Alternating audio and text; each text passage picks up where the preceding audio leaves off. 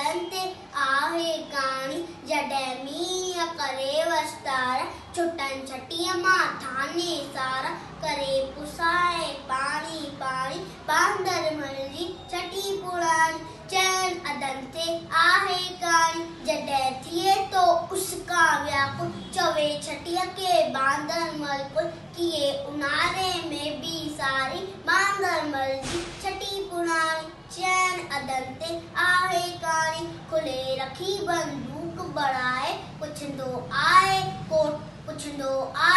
कोट बुधाए फेके वई छा फर्जी राणी बांदर मलजी छटी पुराणी चैन अदंते आहे